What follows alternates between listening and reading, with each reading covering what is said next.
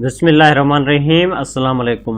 जेकॾहिं तव्हां 5 खां 15 स्केल वारनि नौकरियुनि लाइ अप्लाई कयो हो त अॼु वारी वीडियो तव्हां लाइ काफ़ी इम्पोर्टेंट आहे।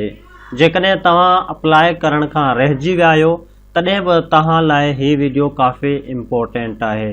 यानी कि हर तरह जे स्टूडेंट लाइ अॼु वारी हीअ वीडियो काफ़ी इम्पोर्टेंट आहे ऐं हिन वीडियो जे अंदरि असां तव्हांखे काफ़ी मेन शयुनि खां गाइड कंदासीं। सभिनी खां पहिरीं असां उन्हनि स्टूडेंट खे मुबारकबाद ॾींदासूं जेके स्टूडेंट 5 खां वठी 15 स्केल ताईं जेके जॉब्स आयूं आहिनि उन्हनि लाइ अप्लाई कयो हो, छो जो इन्हनि नौकरियुनि ते स्टे लॻल हो। यानी कि MQM तरफ़ां जेको इन्हनि नौकरियुनि लाइ केस दर्ज कयो वियो हो, उन्ही केस जी अॼु ॿुधाणी ठही ऐं इन्ही केस खे ख़तमु कयो वियो ऐं हाणे ईंदड़ 2 महीननि जे अंदरि 5 खां वठी 15 स्केल ताईं जेके बि नौकरियूं आहिनि इन्हनि जी टेस्ट IBI सखर वठंदी। जी बिल्कुलु, हाणे ईंदड़ 2 महीननि जे अंदरि यानी कि जून जुलाई इन्हनि 2 महीननि जे अंदरि 5 खां वठी 15 स्केल वारियूं जेके बि नौकरियूं आहिनि इन्हनि जी टेस्ट थींदी 100%। ठीकु आहे, हाणे इन टेस्ट में कहिड़ा सवाल ईंदा, किथां सवाल ईंदा, केतिरा % सवाल ईंदा, उहे असां तव्हांखे सभु डिटेल में गाइड कंदा आहियूं। अच्छा, हाणे असां उन्हनि शागिर्दनि खे कुझु सपोर्ट कंदा आहियूं जेके शागिर्द इन्हनि फॉर्म भरण खां रहिजी विया आहिनि। जेके शागिर्द ही फॉर्म भरण खां रहिजी विया आहिनि उहे शागिर्द पंहिंजा डॉक्यूमेंट तयारु रखनि, छो जो ईंदड़ महीने में HST जूं पोस्टूं अची रहियूं आहिनि जेके लॻभॻि 20,000 आहिनि ऐं तव्हां उन्हनि लाइ अप्लाई करे सघो था।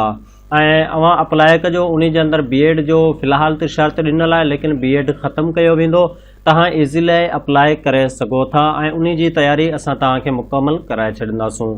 चलो हाणे पाण अॼु वरी हिन वीडियो ते डिस्कस कयूं था। ॾिसो, जेका 5 खां वठी 15 स्केल ताईं जेके नौकरियूं अचण वारियूं आहिनि उन नौकरियुनि मुतलिक़ IBI सखर असांखे हिकु सैंपल पेपर प्रोवाइड कयो हो त असां हिन तहत तव्हां खां टेस्ट वठंदासूं, जंहिंमें सभिनी खां पहिरीं असां तव्हांखे इहो ॿुधायूं त IBI सखर तरफ़ां जेको असांखे सैंपल पेपर मिलियो आहे उन में असांखे 3 पार्ट शो करायल आहिनि त तव्हांजी टेस्ट हितां थींदी, जंहिंमें सभिनी खां पहिरीं पार्ट में आहे इंग्लिश में असां वटि 40 जेके आहिनि सो सवाल ईंदा। तंहिंखां पोइ आहे मैथमेटिक में असां वटि 20 सवाल ईंदा। तंहिंखां पोइ आहे जनरल नॉलेज जंहिंमें असां वटि 40 सवाल ईंदा। हाणे इन्हनि सभिनीनि मां असां वटि जेके आहिनि सो इन्हनि खे मिलाए करे असां खां टेस्ट वरिती वेंदी। यानी कि जेकॾहिं तव्हांखे तयारी करणी आहे त तव्हां 40% तयारी इंग्लिश में कंदा। इंग्लिश में कहिड़नि हिसनि ते तयारी करणी आहे उहा असां तव्हांखे हेठि ॿुधायूं था। उन खां पोइ 20 MCQs तव्हांजा मैथमेटिक मां ईंदा, तव्हांखे पंहिंजी मैथ जो बि ग्रेप रखिणो आहे। तंहिंखां पोइ नंबर 3 ते असां वटि आहे जनरल नॉलेज। असां वटि जनरल नॉलेज जा बि 40 सवाल ईंदा त असांखे वधीक कोशिशि जनरल नॉलेज ते बि करणी आहे।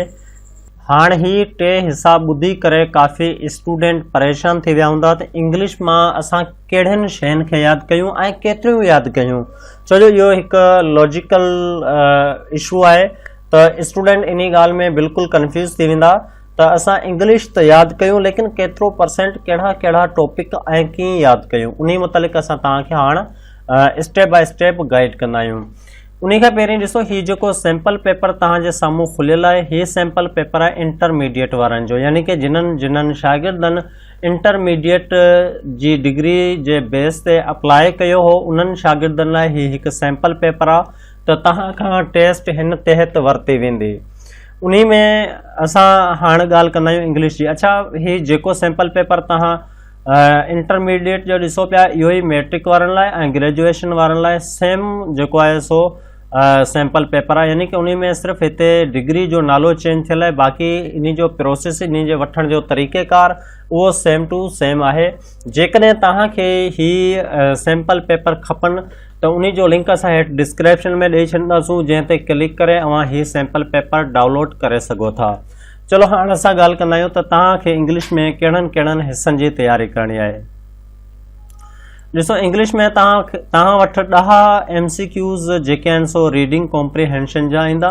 रीडिंग कॉम्प्रिहेंशन छा हूंदी आहे, कीअं कई वञे थी, उन जो लिंक असां हेठि वीडियो जो डिस्क्रिप्शन में लिंक ॾेई छॾींदासीं।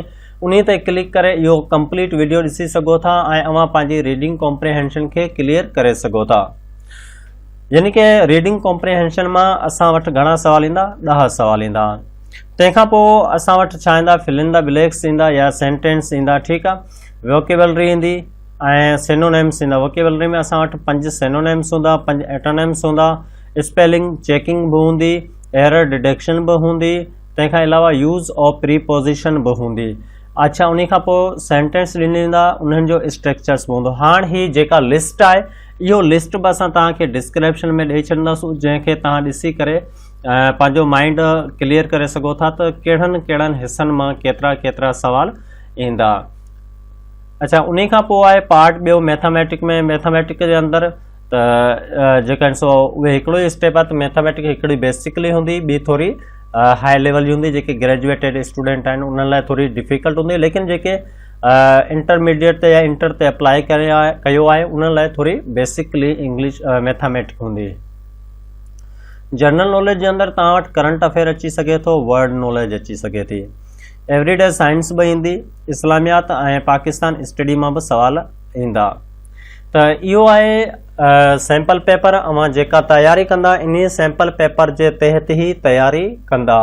इन तयारी जा असां ऑलरेडी कुझु क्लासिस ठाहियूं हुयूं, उन्हनि जा लिंक असां डिस्क्रिप्शन में ॾेई छॾींदासीं। ऐं हीउ जेको सैम्पल पेपर तव्हांजे साम्हूं खुलियल आहे, इन जो लिंक बि असां तव्हांखे डिस्क्रिप्शन में ॾेई छॾींदासीं, जंहिंखे तव्हां डाउनलोड करे सघो था ऐं ॿियूं वीडियो बि ॾिसी सघो था। इनशाला हाणे असां जस्ट अनाउंसमेंट लाइ ही हिकु निजी वीडियो ठाही हुई, लेकिन इन जी जेका प्रिपरेशन जो तरीक़ेकार आहे उन लाइ हिकु असां अलहदा वीडियो ठाहींदासीं ऐं हिकिड़ी वीडियो न कुझु वीडियोज़ ठाहींदासीं, छो जो हिकिड़ी वीडियो में पाण ओवरऑल जेको बि आहे उहो क्लियर नथा करे सघूं। त इनशाला हाणे असां तव्हां सां न्यू वीडियो सां मुलाक़ात कंदासीं ऐं उहो वीडियो तव्हां लाइ स्पेशली हूंदी, स्टेप बाय स्टेप। त तेसीं ताईं असांखे ॾियो इजाज़त। अल्लाह हाफ़िज़।